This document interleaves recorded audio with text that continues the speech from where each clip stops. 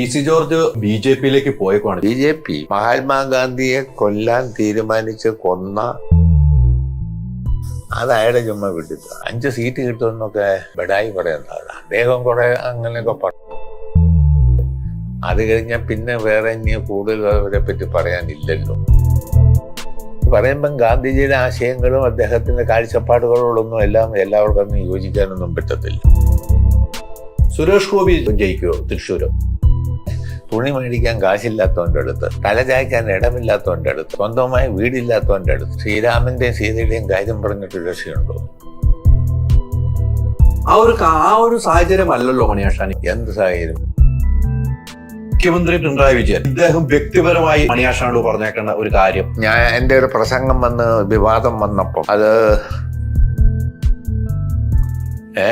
പിന്നെ അതുകൊണ്ട് ഇപ്പം ജീവിച്ചിരിക്കുന്നു. മുസ്ലിം ലീഗ് ഞങ്ങളുടെ കൂടെ നിന്നാൽ അവരെ ചെറുക്കുന്ന കാര്യത്തിലും വിഷമം വരും.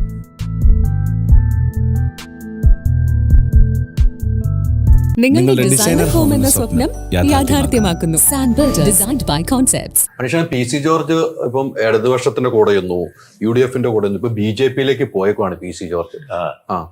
അതിപ്പോ അദ്ദേഹത്തിന്റെ സുഹൃത്താണ്. നിങ്ങൾ നല്ല സുഹൃത്തുക്കളാണല്ലോ. ലോഹിയാണ്. ഇപ്പം ഞാൻ കുറെ ആയി കണ്ടിട്ട്, നിയമസഭയിൽ ഇല്ലല്ലോ. അതുകൊണ്ട് കുറച്ചു നാളായി കണ്ടിട്ടും കേട്ടിട്ടും ബന്ധപ്പെട്ടിട്ടും. അദ്ദേഹം ഇപ്പം BJP പോയെന്നൊക്കെ ഇങ്ങനെ പറയുന്നത് കേട്ടു. അദ്ദേഹം BJP-യിലൊന്നും പോകേണ്ട കാര്യമില്ലായിരുന്നു എന്നാണ് എനിക്ക് തോന്നുന്നത്. പിന്നെ അതിപ്പം അദ്ദേഹത്തെ നയിക്കുന്ന കാഴ്ചപ്പാടാണ് അദ്ദേഹത്തെ നയിക്കുക. അതിന് നമ്മളിപ്പം എന്ത് ചെയ്യാൻ പറ്റും? LDF-ന്ന് പുറത്തുപോയി, പിന്നെ കോൺഗ്രസിലും ഇല്ല, UDF-ലും ഇല്ല. അപ്പൊ ഒരു ദേശീയ പാർട്ടികൾ ചേർന്നു എന്നല്ലേ ഉള്ളൂ പുള്ളി. ദേശീയ പാർട്ടി എന്ന് പറഞ്ഞാൽ സാധാരണ ദേശീയ പാർട്ടി പോലെ അങ്ങനെ കാണാവുന്ന ഒരു പാർട്ടിയല്ല BJP.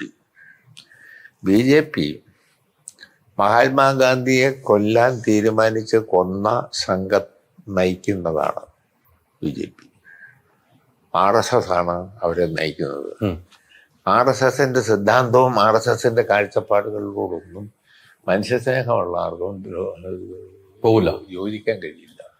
അതെ, അവര് മതപരമായി വിശ്വാസ പ്രമാണങ്ങളുമായി ബന്ധപ്പെട്ട് അവരുടെ മതവും അവരത് മാത്രമാണ് ശരി, ബാക്കിയുള്ളതൊന്നും അല്ല ശരി, ബാക്കിയുള്ളതിലൊന്നും ഒരു ശരിയുമില്ല എന്ന് ചിന്തിക്കുകയും അതിൻ്റെ അടിസ്ഥാനത്തിൽ നിലപാടെടുക്കുകയും ഒരു നിലയിലും നമുക്ക് യോജിക്കാൻ കഴിയാത്ത നിലയിലുള്ള സംഭവഗതികൾക്ക് നേതൃത്വം കൊടുക്കുകയും ചെയ്യുന്നവരാണ് അവർ. അതാണ് അത് സ്വാതന്ത്ര്യത്തിന് ശേഷം നടന്ന വർഗീയ ലഹളയിലും പിൽക്കാലത്ത് ഇന്ത്യയുടെ ചരിത്രം, ഇന്ത്യ രാജ്യത്തിൻ്റെ ചരിത്രത്തിൽ, സ്വതന്ത്രാനന്തര ഇന്ത്യയുടെ ചരിത്രത്തിൽ നിരവധി സംഭവങ്ങൾക്ക് അവർ സാക്ഷ്യം വഹിച്ചിട്ടുണ്ട്, അവർ നേതൃത്വം കൊടുത്തിട്ടുണ്ട്. അതിൽ ഒരുപാട് കാര്യങ്ങൾ തെറ്റും നമുക്ക് യോജിക്കാൻ കഴിയുന്ന കാര്യങ്ങളല്ല. അതാണ് അതിൻ്റെ ഒന്നാമത്തെ കാര്യം. ഗാന്ധിജി വധം തന്നെയാണ്. ഗാന്ധിജി വധം അവരുടെ ഒരു അജണ്ടയാണ്. അവരെത്ര പ്രാകൃതമായി ചിന്തിക്കുന്നു എന്നുള്ളതിൻ്റെ തെളിവാണ് ഗാന്ധിജി വധം എന്ന് പറയുന്നത്. പിന്നീട് അത് കഴിഞ്ഞാൽ പിന്നെ വേറെ ഇനി കൂടുതൽ അവരെ പറ്റി പറയാനില്ലല്ലോ. മഹാത്മാഗാന്ധി അദ്ദേഹം നിരുപദ്രവകാരിയായിരുന്നു. അദ്ദേഹം എന്താ ഉദ്യോഗം ചെയ്തു?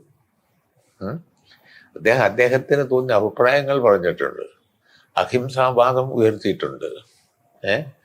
ഇവിടെ ആരും ഏതും ഇല്ലാതിരുന്നപ്പം ബ്രിട്ടീഷ് സാമ്രാജ്യത്വത്തിനെതിരെ പൊരുതാൻ ദേശീയ പ്രസ്ഥാനത്തിന് ഊടും പാവും നൽകുന്ന വലിയ പങ്കാണ് അദ്ദേഹം വഹിച്ചത്.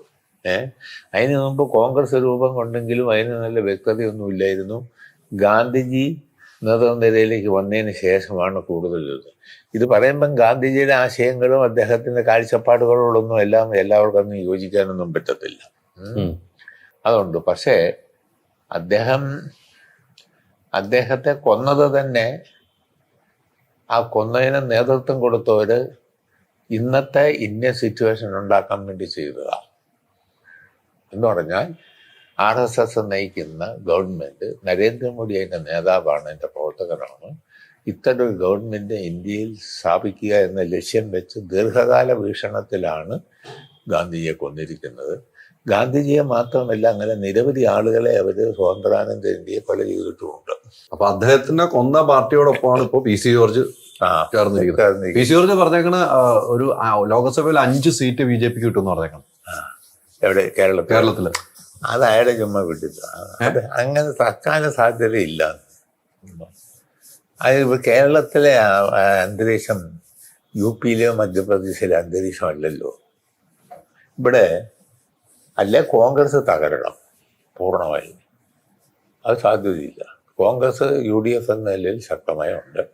ഞങ്ങളുടെ ഇടതുപക്ഷ ജനാധിപത്യ മുന്നണി എന്ന നിലയിൽ ഞങ്ങൾ ഇടതുപക്ഷ പാർട്ടികളും പ്രത്യേകിച്ച് CPM CPI അടക്കമുള്ള പാർട്ടിയും മറ്റ് ജനാധിപത്യ പാർട്ടികളും ചേർന്നുള്ള മുന്നണിയുണ്ട്.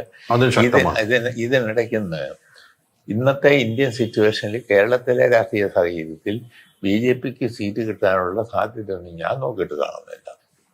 5 സീറ്റ് കിട്ടുമെന്നൊക്കെ ബെഡായി പറയുന്നതാണ്. അദ്ദേഹം കുറെ അങ്ങനെയൊക്കെ പറയും. അങ്ങനെയാണ് മണിയാശാന്റെ വിശ്വാസം. പിന്നെ എൻ്റെ വിശ്വാസം അതാ. അതിന് 2 കാരണം. ഒന്ന്, UDFും കോൺഗ്രസും അത്ര ദുർബലമാകണം. അതെന്നും നാളുകൾ കൂടുമാറി BJP ചേരണം. ഒന്നത്. അങ്ങനെ കേരളത്തിൽ നടക്കാൻ സാധ്യതയില്ല.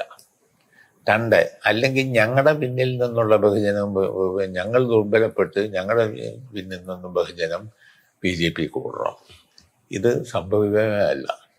ഈ രണ്ടും അതേ നിലയിൽ നടക്കുകയില്ല. അതുകൊണ്ട് 5 സീറ്റ് കിട്ടും, മത്സരിക്കും, കുറെ വോട്ടൊക്കെ പിടിക്കും. ബിഷപ്പുമാരുടെ പൂർണ്ണ പിന്തുണ ഉണ്ടെന്നാണ് പി സി ജോർജ് ഇന്നലെ പറഞ്ഞത്. അത് ബിഷപ്പന്മാർ പറയുന്ന പോലെ എല്ലാവരും വോട്ട് ചെയ്യുമെന്ന്. ഒന്ന്, ബിഷപ്പന്മാർ പറഞ്ഞെന്ന് പറഞ്ഞാൽ അവരിങ്ങനെ ഓരോ കാര്യങ്ങൾ പറയും, കുറച്ചാളുകൾ വിശ്വസിക്കുന്നവർ കാണും. NSSന്റെ പിന്തുണയുണ്ട്, അദ്ദേഹത്തിന്റെ അനുഗ്രഹം മേടിച്ചിട്ട് BJP ചേരാൻ പോയെന്ന് പറഞ്ഞു. അതൊക്കെ കാര്യമൊക്കെ ശരിയാ. ഇതെന്നും പറഞ്ഞാലും കേരള സംസ്ഥാനം UPയോ മധ്യപ്രദേശോ ഗുജറാത്തോ ഒന്നുമല്ല. അതിൽ നിന്നും വ്യത്യസ്തമാണ് കേരളവും കേരള സമൂഹവും. PC ഒറ്റയ്ക്ക് ജയിച്ചിട്ടുണ്ട്. അതൊക്കെ വേറെ കാര്യം. അതൊക്കെ അയാൾ ജനാധിപത്യ പാർട്ടി നിന്നപ്പം BJPയുടെ ആയിട്ട് നിന്ന കുറച്ച് വോട്ട് പിടിക്കും. അതിപ്പോ തന്നെ നിന്നാലും പിടിക്കുകയല്ലേ. PC വേണമെന്നൊന്നുമില്ല. PC വേണമെന്നൊന്നുമില്ല. ഇല്ലില്ല, ആര് നിന്നാലും പിടിക്കും. സുരേഷ് ഗോപി ജയിക്കുമോ തൃശ്ശൂര്? സാധ്യതയില്ല. യാതൊരു സാധ്യതയും ഞാൻ കാണുന്നില്ല. അദ്ദേഹം മത്സരിച്ചതാണല്ലോ. ആ ഒരു സാഹചര്യം അല്ലല്ലോ മണിയാശാൻ ഇപ്പൊ ഉള്ളത്. എന്ത് സാഹചര്യം? ആ സാഹചര്യമൊക്കെ മാറി തുടങ്ങുന്നില്ല ഇപ്പൊ. ഒരു മാറ്റവും ഇല്ല. കേരളത്തെ സംബന്ധിച്ചൊന്നും ഒരു മാറ്റവും ഇല്ല. അഖിലേന്ത്യയിലുണ്ട്. അഖിലേന്ത്യാ മാറ്റം എന്ന് പറഞ്ഞാൽ കോൺഗ്രസിന്റെ പിന്നിൽ നിന്ന് ജനങ്ങൾ കൂടുമാറിയത് കൊണ്ടാണ്. കോൺഗ്രസ് ദുർബലപ്പെട്ടു. അതിൽ നിന്ന് BJP ഊർജം പകർന്നു. അത് UP അങ്ങനാണ്. നെഹ്റുവിന്റെ നാടല്ലായിരുന്നു, ഇന്ദിരാഗാന്ധിയുടെ നാട്. മധ്യപ്രദേശ്, രാജസ്ഥാൻ, എവിടെ നോക്കിയാലും അങ്ങനെ.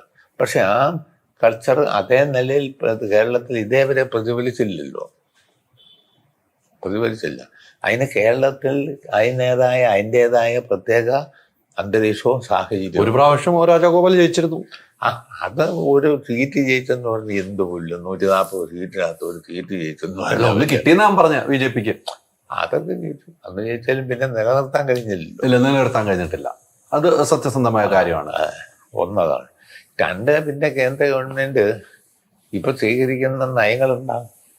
രാമന്റെ സീതയും വിലസിക്കുന്നവൻ്റെ അടുത്ത്, വിലക്കയറ്റം കൊണ്ട് പൊറുതിമുട്ടുന്നവൻ്റെ അടുത്ത്, അരി വാങ്ങാൻ കാശില്ലാത്തവൻ്റെ അടുത്ത്, തുണി മേടിക്കാൻ കാശില്ലാത്തവൻ്റെ അടുത്ത്, തലചായ്ക്കാൻ ഇടമില്ലാത്തവൻ്റെ അടുത്ത്, സ്വന്തമായി വീടില്ലാത്തവൻ്റെ അടുത്ത് ശ്രീരാമന്റെയും സീതയുടെയും കാര്യം പറഞ്ഞിട്ട് രക്ഷയുണ്ടോ?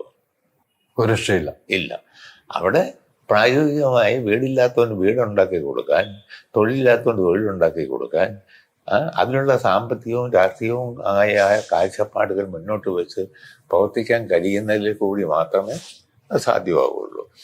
ഇപ്പം ഉത്തരേന്ത്യ കഴിഞ്ഞതുപോലെ കേരളത്തിൽ അത്ര എളുപ്പമല്ല. ഉത്തരേന്ത്യ കഴിഞ്ഞ് UPയിലും മധ്യപ്രദേശിലും ഗുജറാത്തിലും ഒക്കെ കഴിഞ്ഞെന്ന് പറഞ്ഞാൽ അവിടെ കോൺഗ്രസ് ശക്തമാണ്. കോൺഗ്രസ് ദുർബലപ്പെട്ടിടത്താണ് BJP ശക്തിപ്പെട്ടിരിക്കുന്നത്. കഴിഞ്ഞ തവണത്തേലും കൂടുതൽ വോട്ട് പിടിക്കാൻ സാധ്യത ഉണ്ടാവും. അത് ചിലപ്പോൾ ഉണ്ടായെന്ന് വരും. അതൊന്നും ഇപ്പം നിർവചിക്കാൻ കഴിയില്ല. സാഹചര്യം അനുസരിച്ചാണ്. അതിലപ്പുറം വലിയ ഒന്നും വിപ്ലവം നടത്താൻ PC ഒക്കെ വെറുതെ പറയുന്നതാണ്. ഒരു ആഗ്രഹമായിരിക്കും PC ഒക്കെ പറയുന്നത്. അത് പറയും. അദ്ദേഹം അവിടെ കൂടിയപ്പോൾ അദ്ദേഹം അതിനു വേണ്ടി പറയുമല്ലോ.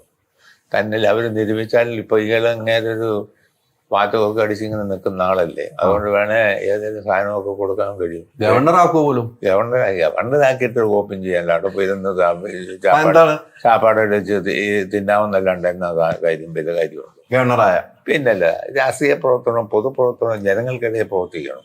അതാണ് അങ്ങനെ ആകണം. അതാണ്. അല്ല ഒരു ഗവർണറായ സ്വജീവിതം രാജ്ഭവന് കഴിഞ്ഞുകൂടാ. അത് അവിടെ നിൽക്കട്ടെ. കാരണം മണിയാശാന്റെ ഒരു എനിക്ക് ഇപ്പൊ മനസ്സിലായത് ഗവർണർമാര് വേണ്ട എന്നുള്ള കാര്യത്തിൽ മണിയാശാന്റെ ഒരു അഭിപ്രായം എനിക്ക് കിട്ടി. അത് കൃത്യമാണ് പറഞ്ഞത്. ചുമ്മാ ഗവർണർ എന്ന് പറഞ്ഞ പദവി യഥാർത്ഥത്തില് രാഷ്ട്രപതി ഉണ്ടല്ലോ, രാഷ്ട്രപതിയുണ്ട്, ഉപരാഷ്ട്രപതിയുണ്ട്. പിന്നെ ഈ ഗവർണർമാരെ വെച്ചില്ലാത്ത പ്രശ്നങ്ങളാണ് ഇപ്പോൾ ഉണ്ടാക്കിക്കൊണ്ടിരിക്കുന്നത്. അത് ഇന്ത്യയുടെ സ്വാതന്ത്ര്യാനന്തര ഇന്ത്യയിൽ ഒരുപാട് കാര്യങ്ങളുണ്ട്. അത് കേന്ദ്രം ഭരിക്കുന്ന കക്ഷിയുടെ ചട്ടങ്ങളെയാണ് അവിടെ അവർക്ക് മാമാപ്പണി ചെയ്ത് കൊടുക്കുന്നവരെയാണ് ഗവർണർമാരായി വെക്കുന്നത്. ഇപ്പം BJPക്ക് എന്തും ചെയ്യുന്ന ആളാണ് ഇവിടുത്തെ ഗവർണർ. അതായത് അങ്ങേർക്കാണെങ്കിൽ അമ്പും തുമ്പും ഒന്നും ഇല്ലാത്ത മനുഷ്യനാണ്. എവിടൊക്കെ പുള്ളി കയറി പോയി എന്ന് അറിയത്തില്ല. പുള്ളി പൊതുപ്രവർത്തനം തുടങ്ങി ഏതൊക്കെ പാർട്ടി എവിടെല്ലാം പോയി എന്തെല്ലാം സ്ഥാനത്ത് വന്നു പുള്ളിക്ക് തന്നെ നിശ്ചയം ഉണ്ടാവില്ല. അങ്ങനെ ഉണ്ട്. അതുകൊണ്ട് ഗവർണർ പദവി എന്ന് പറയുന്നത് ദുർവിനിയോഗം ചെയ്യുന്നുണ്ട്. രാഷ്ട്രപതി ഉണ്ടല്ലോ, ഉപരാഷ്ട്രപതിയുണ്ട്. അതിനെന്തെങ്കിലും അങ്ങനെയുള്ള സംവിധാനം ഉണ്ടാക്കിയാൽ മതി. ഈ ഗവർണറെ തീറ്റിപ്പോറ്റി രാജഭവനെ തീറ്റിപ്പോറ്റുക അതിൻ്റെ ബാധ്യത. അവര് വരുന്നവരെ ഗവർണർമാരായി നിയമിക്കുന്നത് കേന്ദ്ര ഗവൺമെന്റിന്റെ ഒത്താശയ്ക്കനുസരിച്ച് പ്രവർത്തിക്കുന്നവരെ സ്വാഭാവികമായി നിയമിക്കുക. അവരെന്നിട്ട് ഇല്ലാത്ത കാര്യത്തിൽ സംസ്ഥാന ഗവൺമെന്റുകൾക്കെതിരെ ഉപജാപം നടത്തുക. ഇതൊക്കെ ഒരു പ്രശ്നം. ഇതിന്റെ ഭരണഘടനാ ശില്പികളും പണ്ഡിതന്മാരും ഇതേപ്പറ്റി ആലോചിക്കേണ്ടതാണ്. ഇങ്ങനെ കാണോ വേണ്ടേ, അതോ വല്ലതും മാറ്റത്തോടു കൂടി ചിന്തിക്കേണ്ടതുണ്ടോ എന്ന് അവിടെ നിന്ന് ചിന്തിക്കുന്നതല്ല. ചിന്തിക്കുന്നതല്ലാണ്. പിന്നെ ഭരണഘടനയിൽ ഈ പറഞ്ഞ പോലെ ഈ PC ജോർജ് ഗവർണറായി പോകാത്ത നല്ലതാണ് മണിയാശാന്റെ ഒരു സുഹൃത്ത് എന്ന നിലയിലുള്ള അഭിപ്രായം. അല്ല, പുള്ളി ഗവർണറൊന്നും ആക്കുകയൊന്നുമില്ല. അവര് അതൊക്കെ BJPക്കാര് പറ്റുന്നവരെ ആക്കുക. പുള്ളി BJPയിൽ ചേർന്നല്ലോ. ചേർന്നെന്ന് പറഞ്ഞാൽ മെമ്പർഷിപ്പ് എടുത്തല്ലോ. മെമ്പർഷിപ്പ് എടുത്തെന്ന് പറഞ്ഞാൽ അങ്ങനെ ബില്ലും ആകുന്നത്.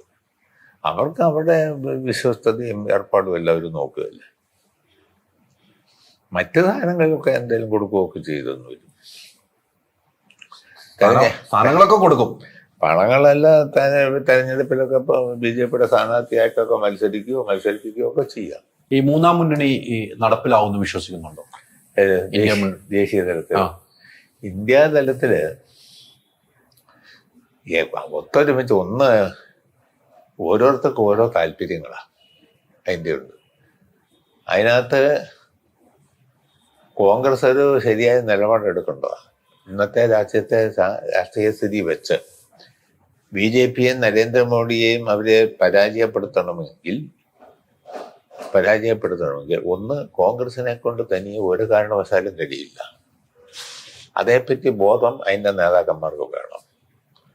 മറ്റ് മതേതര ഇടതുപക്ഷ പാർട്ടികളെ എല്ലാവരെയും കൂടെ യോജിപ്പിച്ച ഒരു മൂവ്മെന്റ് ഉണ്ടായാലല്ലാതെ ഈ പ്രതിസന്ധി മറികടക്കാൻ കഴിയില്ല. അതങ്ങനെ ഒരു മൂവ്മെന്റ് വരണം. BJPയെ തോൽപ്പിക്കാൻ പറ്റുന്ന ടാക്ടിക്സ് സ്വീകരിക്കണമെന്ന കാഴ്ചപ്പാട് തന്നെയാണ് പാർട്ടിക്കുള്ളത്. പക്ഷെ അതിനകത്ത് കോൺഗ്രസ് മറ്റ് വിവിധ ഉത്തരേന്ത്യയിലുള്ള രാഷ്ട്രീയ പാർട്ടികളൊക്കെ എടുക്കുന്ന നിലപാടൊക്കെ നിർണായകമാണ്. അതൊക്കെ കാത്തിരുന്ന് കണ്ടേ അത് സംബന്ധിച്ച് പറയാൻ പറ്റൂ. ഒരു കാരണവശാലും നരേന്ദ്രമോദി ഇന്ത്യയിൽ ഇനിയും അധികാരത്തിൽ വരുന്നത് നമ്മുടെ രാജ്യത്തിൻ്റെ ഭാവിക്കോ രാജ്യത്തിൻ്റെ ഭരണഘടനയ്ക്കോ നിയമവ്യവസ്ഥയ്ക്കോ രാജ്യത്തെ മതന്യൂനപക്ഷ ജനവിഭാഗങ്ങളുടെ നിലനിൽപ്പിനോ രാജ്യത്തെ പുരോഗമന ശക്തികളുടെ നിലനിൽപ്പിനോ ഗുണമല്ല എന്നാണ് ഞാൻ കരുതുന്നത്. കമ്മ്യൂണിസ്റ്റ് പാർട്ടി മാർക്സിസ്റ്റ് അങ്ങനെ തന്നെ ചിന്തിക്കുന്ന പാർട്ടിയാണ്. ആപത്താണ്. കാരണം അവര് ഇപ്പോൾ ഇതൊക്കെ ജനാധിപത്യം ഇതെല്ലാം പറയലും അവരുടെ ആത്യന്തികമായ കാഴ്ചപ്പാട് ഹിന്ദുരാഷ്ട്രം സ്ഥാപിക്കാനാണ്. അങ്ങനെ ഹിന്ദുരാഷ്ട്രം സ്ഥാപിക്കൽ രാജ്യത്തെ ഒരിക്കലും ഐക്യപ്പെടുത്തി പോകാൻ പറ്റില്ല. ഇന്ത്യയിൽ ബഹുസ്വരതയാണ്. ഹിന്ദുവും മുസൽമാനും ക്രിസ്ത്യാനിയും സിഖുകാരനും പാഴ്സികളും ജൈനന്മാരും മതവിശ്വാസികളും മതവിശ്വാസികൾ അല്ലാത്തവരും എല്ലാം ഉള്ള ജനസമൂഹമാണ് ഇന്ത്യ സമൂഹം. അതിൽ ഏതെങ്കിലും ഒരു മതത്തെ അടിസ്ഥാനപ്പെടുത്തി ഹിന്ദുത്വം എന്ന തത്വത്തിൻ്റെ അടിസ്ഥാനത്തിൽ പ്രവർത്തിക്കുന്ന ഒരു രാഷ്ട്രീയ പാർട്ടിക്ക് ഒരിക്കലും ഇന്ത്യയെ ഒന്നിച്ചു കൊണ്ടുപോകാൻ കഴിയില്ല. ഒരിക്കലും കഴിയില്ല. തൽക്കാലം ജയിച്ചു എന്നൊക്കെ പറഞ്ഞാലും ആത്യന്തികമായി ദോഷമാവും. പക്ഷെ അത് ഇന്ത്യയിലെ രാഷ്ട്രീയ പാർട്ടികൾ അത് ബോധവാന്മാരാകേണ്ടതുണ്ട്. അതാണ് അതിന് യഥാർത്ഥത്തിൽ ചെയ്യേണ്ടത്. ഒരു കാരണവശാലും RSS നയിക്കുന്ന BJP ഇന്ത്യയിൽ ഭരണത്തിൽ അധികാരത്തിൽ വരാതിരിക്കാൻ വേണ്ടിയുള്ള ടാക്ടിക്സ് ഇന്ത്യയിലെ മതേതര ജനാധിപത്യ പാർട്ടികൾ, ഇടതുപക്ഷ പാർട്ടികളും ചിന്തിക്കേണ്ട കാര്യം തന്നെയാണ്. അത് രാജ്യത്തിൻ്റെ ഒടിച്ചുകൂടാൻ പാടില്ലാത്തൊരു ആവശ്യമാണെന്നാണ് ഞാൻ കരുതുന്നത്. അതിനുള്ള നിലപാട് ഇന്ത്യയിലെ പാർട്ടി ദേശീയ തലത്തിൽ തന്നെ സ്വീകരിക്കണം. അങ്ങനെ സ്വീകരിക്കണം. അത് കോൺഗ്രസ് പണ്ട് 60 വർഷം ഭരിച്ചു, പണ്ടത്തെ വലിയ വെള്ളുകളായിരുന്നു. പണ്ട് എൻ്റെ പാപ്പാക്കാൻ ആന ഉണ്ടായിരുന്നു എന്ന് പറഞ്ഞ പോലൊന്നും പറഞ്ഞിട്ട് കാര്യമില്ല. അവർ ദുർബലപ്പെട്ടു പോയിട്ടുണ്ട് എന്ന യാഥാർത്ഥ്യം അവർ അംഗീകരിക്കണം. അവര് ഇതെല്ലാം മനസ്സിലാക്കി നിലപാടെടുക്കേണ്ട ബാധ്യത അവർക്കുണ്ട്. കമ്മ്യൂണിസ്റ്റ് പാർട്ടികൾക്ക്, ഇടതുപക്ഷ പാർട്ടികൾക്ക്, ഞങ്ങളുടെ പാർട്ടിക്ക് അടക്കം ഈ കാര്യത്തെപ്പറ്റി വേണ്ടത്ര ബോധമുള്ള പാർട്ടിയാണ്, കാഴ്ചപ്പാടുള്ള. അതെല്ലാം കൂടെ സമന്വയിപ്പിച്ചൊരു സമീപനത്തിൽ പോയില്ലെങ്കിൽ രാജ്യത്തിൻ്റെ ഭാവി അപകടത്തിലായിരിക്കും. ലോകത്ത് ഇന്തോനേഷ്യ കഴിഞ്ഞാൽ ഏറ്റവും കൂടുതൽ മുസ്ലിം ജനസമൂഹമുള്ളത് ഇന്ത്യയിലാണ്, ഇസ്ലാമിക് രാജ്യങ്ങളിലല്ല. അവിടെ ജനസംഖ്യ കുറവാണ്. ഇവിടെ ജനസംഖ്യ വലിയ ഭീമമായ ജനസംഖ്യ. അതിൽ ഹിന്ദു കഴിഞ്ഞാൽ ഏറ്റവും വലിയ ജനസമൂഹം ഇവിടെ ഇസ്ലാമാണ്. സിഖുകാര്, പാർസികള്, ക്രിസ്ത്യാനികള്, ഇങ്ങനെ ഉള്ള വിഭാഗമുണ്ട്. അതിനെ എല്ലാം ഏകീകരിക്കാൻ കഴിയണം. RSS എന്ന് പറഞ്ഞാൽ അവർക്ക് ഹിന്ദുത്വം അത് മാത്രമാണ്. ഇപ്പം ചില തത്വമൊക്കെ പറഞ്ഞാലും ഇനി അവർ അധികാരത്തിൽ വരാൻ ഇടയായാൽ കാര്യങ്ങൾ ഉദ്ദേശിക്കുന്നതിലൊന്നും ആയിരിക്കില്ല പോകുന്നത്. അത് വലിയ കുഴപ്പത്തിലേക്ക് രാജ്യം പോകും എന്നാണ് ഞാൻ കരുതുന്നത്. BJPയുടെ കയ്യിലേക്ക് അധികാരം പോകാൻ കാരണം അതാണ്. 2 തവണ അടുപ്പിച്ച് പോകാൻ കാരണം അതാണ്. അതിനകത്ത് നെഹ്റുവിന് പങ്കില്ല. അതിന് ശേഷം അധികാരത്തിൽ വന്ന കോൺഗ്രസ് നേതൃത്വമാകെ ഇത് ഈ നിലയിൽ വോട്ടറെ സീറ്റ് അധികാരം, അതിന് ഏത് നാറിയായി കൂടുതൽ. അതാണ് സത്യം. അത് പൊളിക്കണമെങ്കിൽ വിപുലമായ പ്രതിപക്ഷ ഐക്യം ഉണ്ടാവണമെന്ന്. മതേതരത്വവും മതനിരപേക്ഷതയും സംരക്ഷിക്കണം. മതന്യൂനപക്ഷങ്ങളുടെ നിലനിൽപ്പ് ഉറപ്പാക്കണം, ഭരണഘടനാപരമായി തന്നെ. അത് കഴിയുന്ന ശക്തി ഉയർന്നു വരണം. ആ ഉയർന്നു വരുന്നതിൽ ഇടതുപക്ഷത്തിന് പങ്ക് വഹിക്കാൻ കഴിയും, കോൺഗ്രസിന് ഒരു വലിയ പങ്ക് വഹിക്കാൻ കഴിയും. ഇല്ലെങ്കിൽ പണ്ടത്തെ ഇതെന്നും പറഞ്ഞ് അവർ നിന്നാൽ സംഗതി കളി പറക്കട്ടെ, വീണ്ടും കുഴപ്പത്തിലേക്ക് പോകും. അവരുടെ കൂടെ നിൽക്കുന്ന ആളുകൾ തന്നെ BJPയിലേക്ക് കൂടിയിട്ടുണ്ട്. അതെ, ഇനിയും കൂടും. അപ്പൊ വന്ന ഒരാൾ തിരിച്ച് വീണ്ടും BJPയിലേക്ക് പോയി. BJPന്ന് കോൺഗ്രസിലേക്ക് വന്നു, വീണ്ടും BJPയിലേക്ക് പോയി. അങ്ങനെയാണ് നടന്നുകൊണ്ടിരിക്കുന്നത്. അത് കോൺഗ്രസിന്റെ ദൗർബല്യമാണ്. കോൺഗ്രസ് നടപ്പിലാക്കിയ ഭരണ നയങ്ങളാണ് ഇന്നത്തെ നില കൈവരിച്ചത്. അത് അയോധ്യ പ്രശ്നം അടക്കം വിവിധ പ്രശ്നങ്ങളിൽ അവരെടുത്ത നിലപാടുകളാണ് ഇന്നത്തെ ഇന്ത്യയിലെ സിറ്റുവേഷൻ ഈ നില രൂപപ്പെടുത്താൻ ഇടയായിരിക്കുന്നത്. അത് മറികടക്കണമെങ്കിൽ BJPയെ എന്തുകൊണ്ടും അവര് RSS നയിക്കുന്ന പാർട്ടിയാണ്. അവരുടെ നേതൃത്വത്തിലുള്ള ഗവൺമെന്റിനെ മാറ്റാൻ പറ്റുന്ന വളരെ വിപുലമായ ഐക്യം രാജ്യത്ത് രൂപപ്പെട്ടു വരുന്നതുണ്ട്. അതിൽ അവർക്കൊരു പങ്ക് നിർണായകമായി വഹിക്കാൻ കഴിയണം. പ്രായോഗിക ബുദ്ധിയോടുകൂടി കോൺഗ്രസിന് തന്നെ ഒന്നും ചെയ്യാൻ കഴിയില്ല. അത് ഉറപ്പായി. കോൺഗ്രസ് വളരെ ദുർബലപ്പെട്ടു പോയി. അതിനകത്ത് തന്നെ വന്നതെന്ന് പറഞ്ഞാൽ ഈ പണ്ഡിറ്റ് നെഹ്റു, ശാസ്ത്രി, ലാൽ ബഹദൂർ ശാസ്ത്രി, ഇതെല്ലാം ശരിയായിരുന്നു. അതിന് ശേഷം വന്നതിൽ പാളിപ്പോയിട്ടുണ്ട്. നരസിംഹറാവു പാളിപ്പോയി. അദ്ദേഹം എടുത്ത നിലപാടുകൾ വർഗീയവാദികൾ കൂടുതൽ ശക്തിപ്പെടാനിടയായി. പിന്നീട് വന്നേലും അതിനകത്തൊരു പ്രശ്നം വന്നിട്ടുണ്ട്. അത് എത്രമാത്രം മറ്റുള്ളവർ ഉൾക്കൊള്ളുമെന്നൊന്നും പറയാൻ പറ്റുകയില്ല. യഥാർത്ഥത്തിൽ കോൺഗ്രസ് ചെയ്യേണ്ടിയിരുന്നത് നെഹ്റു കുടുംബത്തിൻ്റെ പിടിയിൽ നിന്നും മാറേണ്ടതായിരുന്നു. അവര് സോണിയാഗാന്ധിയും മക്കളും ചെയ്യേണ്ടിയിരുന്നത് വിപുലമായ AICC സമ്മേളനം എല്ലാം വിളിച്ചു ചേർത്ത് അവരും കൂടി ഒപ്പം നിന്നുകൊണ്ട് ഒരു പുതിയ ലീഡർഷിപ്പിനെ ഒരു ഉണ്ടാക്കേണ്ടതായിരുന്നു. പറഞ്ഞ മനസ്സിലായി. മനസ്സിലായി. സോണിയാഗാന്ധിക്ക് ഒരു പ്രശ്നമുണ്ട്, അവർ ഇന്ത്യക്കാരി അല്ലെന്നുള്ളത് തന്നെയാണ് ഒരു പ്രശ്നം. എൻ്റെ ഒരു ചിന്തയാണ് ഞാൻ പറയുന്നത്, മനുഷ്യൻ ചിന്തിക്കുന്നതിൻ്റെ കാര്യമാണ്. മനസ്സിലായി. ഞാനങ്ങനെ ചിന്തിക്കുന്നതല്ല. അവര് എങ്ങനെയായാലും ഒരു വിദേശ വനിതയാണ്, വിവാഹം കഴിച്ച് ഇങ്ങനെ വന്നു. അപ്പം അവര് ഇതിൻ്റെ കൂടെ കൂടുകയും വലിയ പങ്ക് വഹിക്കാമുണ്ടാ. പക്ഷേ ഒരു ബദൽ സംവിധാനം ഒരുക്കേണ്ടതായിരുന്നു അത്. അത് ചെയ്യാതെ വന്നതോടുകൂടി നരസിംഹറാവുവിന് ശേഷം രാജീവ് ഗാന്ധിയൊക്കെ ശരിയായിരുന്നു, കുഴപ്പമില്ലായിരുന്നു. പക്ഷേ കൊന്നുകളഞ്ഞല്ലോ ഇതില്ല. ഈ മണിയാശാന് കിട്ടിയിരിക്കുന്ന ഏറ്റവും വലിയ ഉപദേശം എന്തായിരിക്കും? ഒരു ഉപദേശം. എന്നാ ഉപദേശം? ഒന്ന്, ജനങ്ങളോടൊപ്പം നിൽക്കുക, ജനങ്ങളുടെ താല്പര്യത്തിന് വേണ്ടി പ്രവർത്തിക്കുക, രാജ്യത്തിന്റെ താല്പര്യങ്ങൾക്ക് വേണ്ടിയേ പ്രവർത്തിക്കാൻ പാടുള്ളൂ. അത് സത്യസന്ധമായി ചെയ്യുക. അതാണ് ഞാൻ പഠിച്ചു വിട്ടിരിക്കുന്ന ഉപദേശം. ഞാൻ മനസ്സിലാക്കിയിരിക്കുന്ന എൻ്റെ മുൻഗാമികളായ ഞങ്ങളുടെ നേതാക്കന്മാരിൽ നിന്നും മനസ്സിലാക്കിയിരിക്കുന്നു. അങ്ങനെയാണ് പാർട്ടി എന്ന് പറഞ്ഞാൽ എങ്ങനെയാണെന്ന് ഉള്ള ചിന്തയിൽ നിന്ന് ഞാൻ എത്തിയിരിക്കുന്ന നിഗമനം അതാണ്. അതിൻ്റെ അടിസ്ഥാനത്തിൽ തന്നെയാണ് ഞാൻ ഓരോ കാര്യങ്ങളിൽ ഇടപെടുകയോ പറയുകയോ ഒക്കെ ചെയ്തിരിക്കുന്നത്. മുഖ്യമന്ത്രി പിണറായി വിജയൻ, ഇതിനു മുമ്പ് പാർട്ടി സെക്രട്ടറി, ഇദ്ദേഹം വ്യക്തിപരമായി മണിയാശാനോട് പറഞ്ഞേക്കേണ്ട ഒരു കാര്യം, എന്തെങ്കിലും കാര്യം ഇത് വേണ്ട എന്ന് പറഞ്ഞിട്ട് എന്തെങ്കിലും ഉപദേശത്തിലൂടെ വേണ്ട എന്ന് വെച്ചിട്ടുണ്ടോ? ഞാൻ എൻ്റെ ഒരു പ്രസംഗം വിവാദം വന്നപ്പം അത് അത്രയും വേണ്ടിയിരുന്നില്ലല്ലോ എന്ന് പുള്ളി എന്നെ ഉപദേശിച്ചിട്ടുണ്ട്. അതേ തുടർന്ന് പിന്നീട് കേസുമൊക്കെ വന്നു, കേസുമൊക്കെ വന്നു. അത് പുള്ളി പറയാന്ന് പുള്ളി പാർട്ടി സെക്രട്ടറി അല്ലേ എന്നോർത്ത് നമ്മളെ തള്ളി പറയുകയൊന്നും ചെയ്തിട്ടുമില്ല. നമ്മളെ അന്നും എന്നും സംരക്ഷിച്ചിട്ടുണ്ട്. അതിന്റെ തെളിവ് തന്നെയാണല്ലോ വൈദ്യുതി മന്ത്രി വരെ ആയത്.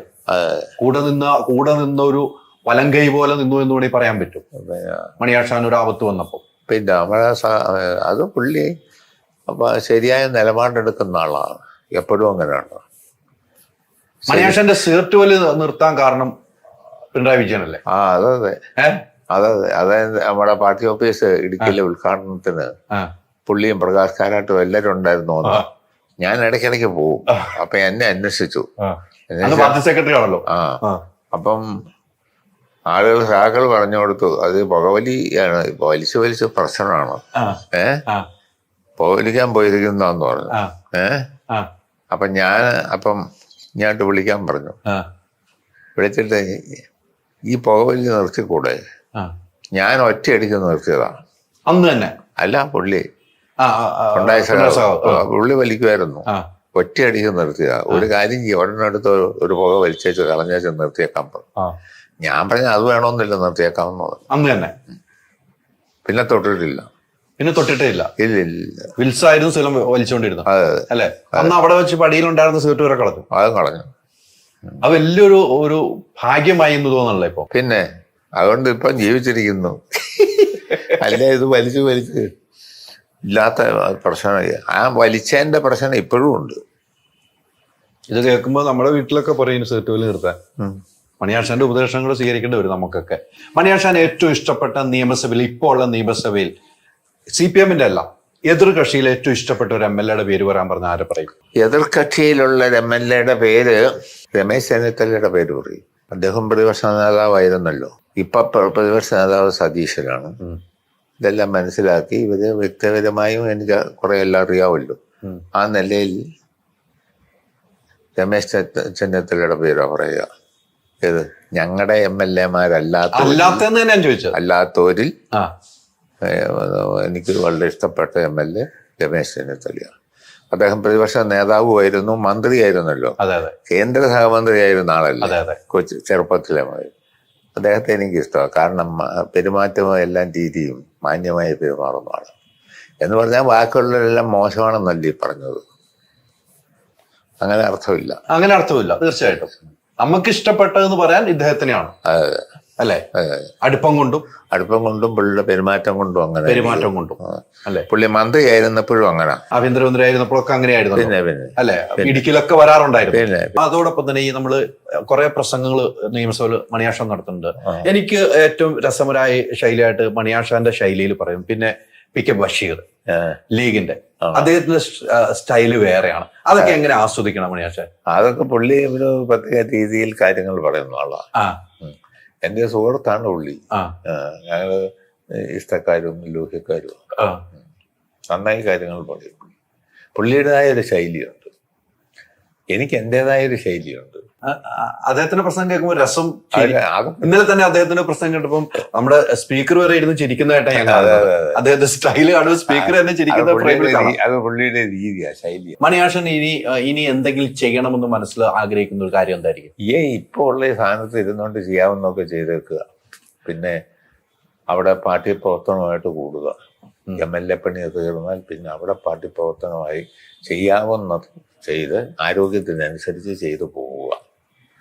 അത് മരണം വരെ അങ്ങനെ വേണമെന്നുള്ള ആഗ്രഹമാണ് നമുക്കുള്ളത്. നമുക്കും അതൊക്കെ ആഗ്രഹം. അങ്ങനെ മണിയാശാനെ കാണണമെന്നുള്ള ആഗ്രഹക്കാരനൊക്കെയാണ് ഞാൻ വ്യക്തിപരമായിട്ടും. ഈ പാർലമെന്റ് ഇലക്ഷൻ അടുത്തു, ഒരു സീറ്റാണുള്ളത്, ആരിഫ് മാത്രമാണുള്ളത്. ഇത്തവണ എത്ര പിടിക്കുമെന്നാണ്? അത് നമുക്ക് നോക്കാം. മെച്ചപ്പെടും കാര്യങ്ങൾ, തയ്യാറെടുപ്പാണ്. പിന്നെ അതൊക്കെ വലിയ മുന്നേറ്റം ഉണ്ടാകും. ഈ മുഖ്യമന്ത്രിമാരിൽ ഏറ്റവും ഇഷ്ടപ്പെട്ട മുഖ്യമന്ത്രി ആരാന്ന് ചോദിച്ചാൽ ഇപ്പൊ പിണറായി വിജയന്റെ പേര് ചിലപ്പോൾ പറയുമായിരിക്കാം. അങ്ങനെയല്ല ഞാൻ ചോദിച്ചത്. മുഖ്യമന്ത്രിമാരുടെ ശൈലി കൊണ്ടും പ്രസംഗം കൊണ്ടും ഇങ്ങനെയൊക്കെ ഒരാൾക്ക് നമുക്ക് ഇഷ്ടപ്പെടുമല്ലോ. അങ്ങനെ പറയുകയാണെങ്കിൽ ആരുടെ പേര് പറയും? അത് നായനാരുടെ പേര് പറയും, MS-ന്റെ പേരും പറയും, നായനാരുടെ പേര് പറയും, പിന്നെ VS-ന്റെ പേര് പറയും. അത് കഴിഞ്ഞാൽ പിന്നെ പിണറായി വിജയന്റെ പേരും. നായനാരുടെ പ്രസംഗം ഇഷ്ടമാണ്. പിണറായി സഖാവ് നന്നായി പ്രസംഗിക്കും. അത് വേറെ സ്റ്റൈലാണ്. എത്ര മണിക്കൂർ വേണമെങ്കിലും സംസാരിക്കും. മണിയാശാൻ ഈ പ്രസംഗങ്ങൾ കണ്ടു വളർന്നതാണല്ലോ, കേട്ടു വളർന്നതാണല്ലോ. കണ്ടും കേട്ടും പ്രവർത്തിച്ചും പിന്നെ പ്രസംഗിച്ചും വളർന്നു. ഈ പ്രസംഗം കൂടുതൽ സ്റ്റൈലിലേക്ക് മണിയാശാൻ ഒരു പ്രസംഗിക്കാൻ പറ്റിയ ഒരാളാണെന്ന് എനിക്ക് മനസ്സിലായത് 1, 2, 3 എന്ന പ്രസംഗം കഴിഞ്ഞിട്ട് ജയിലിൽ നിന്ന് മോചനാടി സ്വന്തം ജില്ലയിൽ പ്രവേശിക്കാൻ പറ്റില്ല എന്ന് പറഞ്ഞ് കണ്ണൂർ മേഖലയിലൊക്കെ മണിയാശാന്റെ പ്രസംഗത്തിൽ ജനങ്ങൾ ഇരച്ചു കൂടുന്ന ഒരു സംഭവങ്ങൾ ഉണ്ടായി എന്നാണ് ഞാൻ അറിഞ്ഞേക്കാം. അല്ലെ? അങ്ങനെ ഒരു സംഭവം ഉണ്ടായില്ലേ? അല്ലെ? എല്ലായിടത്തും പരിപാടിയായിട്ട് സ്വീകരണമൊക്കെ വെച്ചു, എല്ലാ സ്ഥലത്തും. കാസർഗോഡ് മുതല്. മണിയാശാൻ ഒന്നും നോക്കാറില്ല, മൈക്ക് നോക്കാറില്ല, സ്റ്റേജിൽ ഇരിക്കുന്ന ആൾക്കാരെ നോക്കുന്നില്ല, ക്യാമറ നോക്കാറില്ല. മണിയാശാന്റെ സ്റ്റൈലിൽ അങ്ങ് പ്രസംഗിക്കും. സ്റ്റേജിലിരിക്കുന്നവരൊക്കെ നോക്കും. നേതാക്കന്മാരെ എന്നെ കഴിഞ്ഞും വലിയ പുള്ളികൾ ഇരിക്കുകയാണെങ്കിൽ അതൊക്കെ നോക്കുകയോ ചെയ്യും. ഒന്ന് നോക്കും. പിന്നെ അതൊക്കെ നോക്കണം. കീഴ്വഴക്കവും മുസ്ലിം ലീഗ് വന്നാ എടുക്കുവോ? മുസ്ലിം ലീഗ് അത് ഞങ്ങൾ പണ്ടേ തീരുമാനിച്ചു പോയതാണല്ലോ. ലീഗുമായി ബന്ധം വേണ്ടെന്ന് പണ്ട് തീരുമാനിച്ചതാണ്. ഇനി അത് പുനഃപരിശോധിക്കണമെന്ന് വരികിൽ അത് പാർട്ടി ഉന്നതതലം മുതൽ ചർച്ച ചെയ്ത് തീരുമാനിച്ചാലില്ല, അതൊന്നും ചെയ്യാൻ കഴിയുന്ന കാര്യമില്ല. അത് എനിക്ക് പറയാൻ കൊള്ളുന്ന കാര്യവുമില്ല. വരുമെന്ന് തോന്നുന്നുണ്ടോ? ഞങ്ങൾ വിളിച്ചാൽ അവർ വരും. പക്ഷെ ഞങ്ങൾ വിളിക്കാൻ ഉള്ള തടസ്സമുണ്ട്. അക്കാര്യത്തിൽ പണ്ട് തന്നെ ഞങ്ങൾ തീരുമാനം എടുത്തതാണ്. കാരണം എന്നാന്ന് ചോദിച്ചെന്നാ, മുസ്ലിം ലീഗിനെ കൂട്ടുന്നതിന് ഞങ്ങൾക്ക് തടസ്സമുള്ളത് ഒന്ന് ഈ BJP ഉള്ളതുകൊണ്ട് തന്നെയാണ്. BJPയെ ഫലപ്രദമായി ഞങ്ങൾക്ക് ചെറുക്കണമെങ്കിൽ മുസ്ലിം ലീഗ് ഇല്ലാത്ത മതേതര ശക്തികളുടെ മുന്നണി ഉണ്ടാക്കുന്നതാണ് ശരി. ഞങ്ങൾ വ്യത്യസ്ത നിലപാടെടുക്കണം. മുസ്ലിം ലീഗ് ഞങ്ങളുടെ കൂടെ നിന്നാൽ അവരെ ചെറുക്കുന്ന കാര്യത്തിലും വിഷമം വരും. BJPയുടെ രാഷ്ട്രീയത്തെ നേരിടാനും വിഷമങ്ങളുണ്ട്. തന്നെയല്ല, അതുകൊണ്ട് തന്നെയാണ് മറ്റ് പല എല്ലാം നാനാവശവും കണക്കാക്കിയാണ് ലീഗുമായുള്ള രാഷ്ട്രീയ ബന്ധം വേണ്ട എന്ന് പണ്ട് തീരുമാനിച്ചിരിക്കുന്നത്. സിനിമയിൽ അഭിനയമൊക്കെ നിർത്തിയല്ലോ, അതിന് വേണ്ടെന്ന് പാർട്ടി തീരുമാനിച്ചു. അല്ല, എന്നോട് പറഞ്ഞു പാർട്ടി തീരുമാനിച്ചു. പിന്നെ അഭിനയിക്കാനൊക്കെ അവസരം വന്നോ? ഇല്ല, ഞാൻ പോയില്ല. അല്ലേ? മോഹൻലാലിനാണ് ഇഷ്ടം, മമ്മൂട്ടിനെയാണ് ഇഷ്ടം? എനിക്ക് രണ്ടുപേരെ ഇഷ്ടം. അത് ഒരു എനിക്ക് രണ്ടുപേരെ ഇഷ്ടമാണ്. അവർ കലാകാരന്മാരെന്ന നിലയിൽ ഇഷ്ടമാണ്. രണ്ടുപേരും ഒരുപോലെ ഇഷ്ടം. രണ്ടുപേരും സമയം കിട്ടുമ്പോ സിനിമ കാണാറുണ്ടല്ലേ? പിന്നെ എല്ലാം കാണും. തിയേറ്ററിൽ പോയി ആണെങ്കിലും കാണും. ദിലീപിനെ ഇഷ്ടമായി. പിന്നെ ദിലീപിനെ ഇഷ്ടമാണ്. പിന്നെ നടന്മാരെയൊക്കെ നടന്മാരായിട്ട് കണ്ടാൽ മതി. പിന്നെ അങ്ങനെ കണ്ടാ.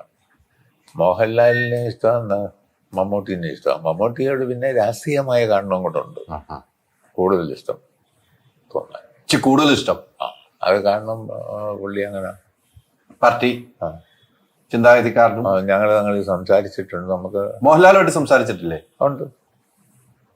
മോഹൻലാലുമായിട്ട് സംസാരിച്ചിട്ടുണ്ട്. നടിമാരിൽ ഏറ്റവും ഇഷ്ടം ആരെയാ? അതെല്ലാം കഴിഞ്ഞു പോയില്ലേ. എനിക്ക് ലളിത, പത്മിനി, രാഗിണി, ഇവരെയൊക്കെ ഇഷ്ടമായിരുന്നു. പഴയ ആളുകളാണല്ലോ നടിമാര്. നടന്മാരിൽ സത്യൻ, നസീർ, പിന്നെ മമ്മൂട്ടി. അതൊക്കെ പിന്നത്തെ തലമുറയാണ് മമ്മൂട്ടി എന്നൊക്കെ പറയുമ്പോൾ. മമ്മൂട്ടി, പിന്നെ മോഹൻലാലിനെ ഇഷ്ടമാണ്, ദിലീപിനെ ഇഷ്ടമാണ്, ദിലീപിനെ ഇഷ്ടമാണ്, ജയറാമിനെ ഇഷ്ടമാണ്, ഈ കലാകാരന്മാരെയൊക്കെ ഇഷ്ടമാണ്. ഈ മണിയാശാൻ ഈ പണ്ട് സിനിമയ്ക്ക് പോവായിരുന്നോ? വീട്ടിൽ നിന്നൊക്കെ ചാടി പോവായിരുന്നോ? അതൊക്കെ സ്ഥിരം സിനിമ കാണുന്ന ആളല്ലേ. അതല്ലേ? ഒരു സിനിമ പല പ്രാവശ്യം കാണുമായിരുന്നു. കുഞ്ചത്തണ്ണി തിയേറ്ററില്ലേ? ചെറിയ തിയേറ്റർ ഉണ്ടോ കുഞ്ചത്തണ്ണിയില്? അന്ന് അവിടെ ഭയങ്കര ആള് ഇടിച്ചു കയറുന്ന തിയേറ്റർ അന്നത്തെ കാലത്ത്. ഒരു സിനിമ പല പ്രാവശ്യം കണ്ടിട്ടുണ്ട്. സിനിമ മാറിയതുപോലും അറിയാതെ പോയി കയറുവാണ്. അല്ലല്ല, എന്നാലും കാണും. കാണും. എങ്ങനത്തെ സിനിമകളാണ് ഇഷ്ടം മണിയാശാന്? എല്ലാ നല്ല കഥയുള്ളതൊക്കെ ഇഷ്ടമാണ്. സിനിമ കണ്ടിട്ട് വിലയിരുത്തുവോ? കൊള്ളാം, കൊള്ളൂല, പിന്നെ പോയത് അബദ്ധമായി, അങ്ങനെയൊക്കെ വിലയിരുത്തും? അങ്ങനെ ചിലത് സിനിമ കണ്ടത് വേണ്ടിയിരുന്നില്ലെന്ന് തോന്നുന്നു. ഇപ്പൊ ഈ ഇടയ്ക്ക് കണ്ടതിൽ ഏറ്റവും ഇഷ്ടപ്പെട്ട സിനിമ ഏതാ? ഇങ്ങനെയൊക്കെ ചോദിച്ചാൽ ഈ ഇടയ്ക്ക് കുറെ സിനിമ ഉണ്ട്. ഇപ്പൊ മമ്മൂട്ടിയുടെ സിനിമ ഉണ്ടായിരുന്നു, മോഹൻലാലിന്റെ സിനിമ ഉണ്ടായിരുന്നു. മമ്മൂട്ടിയുടെ കാതൽ കണ്ടോ? കാതൽ ഞാൻ കണ്ടെന്നാ എന്റെ ഒരു ഓർമ്മ. കണ്ടു കാണും. ഓർമ്മയ്ക്കില്ലേ, അതുപോലെ സിനിമ കണ്ടിട്ടുണ്ട്. അതല്ലേ? നേര് കണ്ടോ മോഹൻലാലിന്റെ? നേര്, ഒരു അഡ്വക്കേറ്റ് ആയിട്ടുള്ള. ഉണ്ട്. ഇപ്പൊ പുതിയ മലക്കോട്ടെ ബാല്യം കണ്ടോ? അത് കണ്ടു. അപ്പൊ എല്ലാ സിനിമയും കാണുന്നുണ്ട്. ഒരുപാട് കാണും. പിന്നെ എന്തായാലും നേരം പോക്കുണ്ട്. എപ്പോഴും നിയമസഭയിൽ കയറിയിരുന്ന് നമുക്കൊരു എൻജോയ്മെന്റ് ചെയ്യാനുള്ള സിനിമ കാണാൻ പോകുന്നു. പാട്ടുകളോട് ഇഷ്ടമുണ്ടോ? പിന്നെ പാട്ട് പാടുവോ? അയ്യോ, അതൊന്നും ഇല്ല. ആരുടെ പാട്ടുകളാണ് ഏറ്റവും ഇഷ്ടപ്പെടുന്നത് കേൾക്കാൻ? പാട്ട്, ശാസ്ത്രീയ സംഗീതം ഇഷ്ടമാണ് ഒന്ന്. പിന്നെ ഇവിടുത്തെ പാട്ടുകാരുടെ കാര്യം യേശുദാസ്, ചിത്ര, അങ്ങനെയുള്ള. ഈ ചിത്രയുടെ കാര്യമാണ്. ഈ ചിത്ര ഈ ഇടയ്ക്ക് ഈ അയോധ്യ വിഷയവുമായി ബന്ധപ്പെട്ട് അവരൊരു സ്റ്റേറ്റ്മെന്റ് പറഞ്ഞു. അതിനെതിരെ ഭയങ്കരമായിട്ട് സൈബർ ആക്രമണം. അതൊക്കെ എങ്ങനെയാ മണിയാശാൻ കാണുന്നത്? അവരെന്നാ പറഞ്ഞ ഞാൻ ശ്രദ്ധിച്ചില്ല. മണിയാശാൻ എല്ലാം ഇങ്ങനെ ഉരുണ്ട് കളിക്കുന്നുണ്ട് ഇടയ്ക്കിടയ്ക്ക്. ഇല്ല, അത് ഞാൻ ശ്രദ്ധിച്ചില്ല. അവർ ചിത്ര പറഞ്ഞില്ല അയോധ്യ ക്ഷേത്രത്തിൽ പോകുന്നതുമായി ബന്ധപ്പെട്ട് പറഞ്ഞു വെച്ചത് അവരുടെ ഒരു ഭക്തിയുടെ മാർഗമായിട്ടാണ് അവർ പറയുന്നത്. അത് അവരുടെ മാർഗം. അത് ആ വഴിക്ക് വിട്ടാ പോലെ. അവർ പോയതിനെ പറ്റി ഇനി അവരുടെ മകട്ടുകാരുടെ കാര്യം എന്താ? ഞാനങ്ങനെ ചിന്തിക്കുന്നത്. അയോധ്യ എന്ന് പറയുമ്പോൾ ശ്രീരാമൻ എന്ന് പറഞ്ഞ അവതാരമൂർത്തിയാണ്. ദശാവതാരത്തിൽപ്പെടുന്ന ആളാണ് ഹിന്ദു ആചാരം അനുസരിച്ച്. അവിടെ പോയി ശ്രീരാമന്റെ അമ്പലത്തിൽ പോയി അതിനോട് യോജിപ്പുണ്ടെന്ന് പറഞ്ഞാൽ അവരുടെ മക്കട്ടുകാരൻ്റെ ഒരു കാര്യമില്ല എന്ന്. അവിടെ ഒരു വിശ്വാസമാണ്. ഗുരുവായൂർ അമ്പലത്തിൽ പോയി, മനസ്സിലായില്ലേ? ഞാൻ ഗുരുവായൂർ അമ്പലത്തിൽ കയറിയിട്ടുണ്ട്, തൊഴുതൊട്ടൊന്നുമില്ല. കയറിയിട്ടുണ്ട്, കല്യാണത്തിനൊക്കെ പോയിട്ടുണ്ട്. ഈ അങ്ങനെയൊക്കെ പോകണമെന്ന് എന്ത് തെറ്റിരിക്കുന്നല്ലേ? എല്ലാവർക്കും അവരെ ആ മതത്തിൽ വിശ്വസിക്കാം. പിന്നല്ല, അങ്ങനെയല്ലേ മണിയാശാൻ പറയുന്നത്? പിന്നെ ഞാൻ കിടങ്ങൂർ അമ്പലത്തിൽ പോയിട്ടുണ്ട്. കിടങ്ങൂർ അമ്പലത്തിൽ ഞാൻ കിടങ്ങൂരുകാരനാണല്ലോ. ഏറ്റുമാനൂർ അമ്പലത്തിൽ പോയിട്ടുണ്ട്, എല്ലായിടത്തും പോയിട്ടുണ്ട്. ഈ നേരത്തെ തൊഴുവായിരുന്നു. ഏത് വയസ്സിലൊക്കെ? കുഞ്ഞിലെ. നമുക്ക് പിന്നെ പാട്ടുകാർക്ക് ആയി കഴിഞ്ഞപ്പോ തൊടിയിലൊന്നുമില്ല. പാർട്ടിയിലേക്ക് വന്നപ്പോ പാർട്ടിയൊക്കെ ആയി നേതാവൊക്കെ ആയപ്പോ അങ്ങനെ തൊടിയിരുന്നു. ഈ പറഞ്ഞ ചിത്രയുടെ കേസ് പറഞ്ഞല്ലേ, മോഹൻലാല് ക്ഷണം കിട്ടിയിട്ട് പോയില്ല എന്ന് പറഞ്ഞു അങ്ങനെ കുറെ എതിരാളികൾ. അതൊക്കെ അത് മോഹൻലാല് പോയില്ല, അത് അദ്ദേഹത്തിന്റെ ഒരു ഭീഷണമാണെന്ന് കൂട്ടിയാൽ മതി. ചിത്ര ഒന്ന് വനിതയല്ലേ, അവര് സ്വാഭാവികമായി ഈ സ്ത്രീകളിൽ എനിക്ക് തോന്നിയിരിക്കുന്ന കൂടുതലും വിശ്വാസം കൂടുതൽ വരുന്നുണ്ടെന്നാണ്. തീർച്ചയായിട്ടും. നിങ്ങളിപ്പോ ഏത് ചാനലില്ല? നമ്മൾ മൂവി വേൾഡ് മീഡിയ എന്ന് പറഞ്ഞ് ഓൺലൈനാണ്. ആണോ? റിപ്പോർട്ടർ ടി വി എന്നൊക്കെ ഇറങ്ങിയില്ലേ? ആണോ? അതെന്നാ പോയി. അതിനൊക്കെ ഇറങ്ങിയോ? അതിലേക്ക് ഇറങ്ങിയിട്ട് എത്ര നാളായി? റിപ്പോർട്ടർ ടി വി ഒക്കെ കാണാറുണ്ടോ ഇപ്പൊ? ഞാൻ എല്ലാം കാണും, എനിക്ക് അങ്ങനെ ഒന്നുമില്ല. പക്ഷെ സമയമില്ലല്ലോ. ചാനൽ ചർച്ചയ്ക്കൊക്കെ വിളിച്ചാൽ പോകാറില്ലേ? പോകാറുണ്ട്. ഈ ചാനൽ ചർച്ച കഴിഞ്ഞ് പിന്നെ മറ്റുള്ളവരായിട്ട് തർക്കമൊക്കെ കഴിഞ്ഞ് പിന്നെ നിങ്ങൾ ഒന്നാവുമല്ലോ അല്ലെ? നമുക്ക് നമ്മുടെ അഭിപ്രായം പറയുന്നു. നിങ്ങളും ഞാനുമായിട്ടൊരു കാര്യത്തിൽ തർക്കം വന്നു, നിങ്ങൾക്ക് നിങ്ങളുടേതായ വീക്ഷണം, ഞാൻ എൻ്റെ വീക്ഷണം, അത് നിങ്ങൾ പറയുന്നു, ഞാൻ എൻ്റെ അഭിപ്രായം പറയുന്നു, അവിടെ വെച്ച് തീർന്നു. പിന്നല്ല, അതിനിപ്പം നിങ്ങളോട് ഞാൻ വിരോധിക്കേണ്ട കാര്യമില്ല. ഒരു കാര്യമില്ല. എന്നോട് നിങ്ങളും വിരോധിക്കേണ്ട കാര്യമില്ല. ഒരു കാര്യമില്ല. പറഞ്ഞ അവിടെ വെച്ച് നമ്മുടെ അഭിപ്രായം പറഞ്ഞു. പിന്നല്ല. മണിയാശാന് ഒത്തിരി സന്തോഷം. പാർലമെന്റ് ഇലക്ഷൻ വരുവാണ്. പൂർവാധികം ശക്തിയോടുകൂടി എല്ലാ മണ്ഡലത്തിൽ പോയി പ്രസംഗിച്ച് പാർട്ടി ഈ പ്രവർത്തകരെ ആവേശത്തിലാക്കി സീറ്റുകൾ കൂടുതൽ പിടിക്കാനുള്ള ആർജവം ഉണ്ടാകട്ടെ. ഓക്കെ, സന്തോഷം. ലാൽ സലാം. ലാൽ സലാം.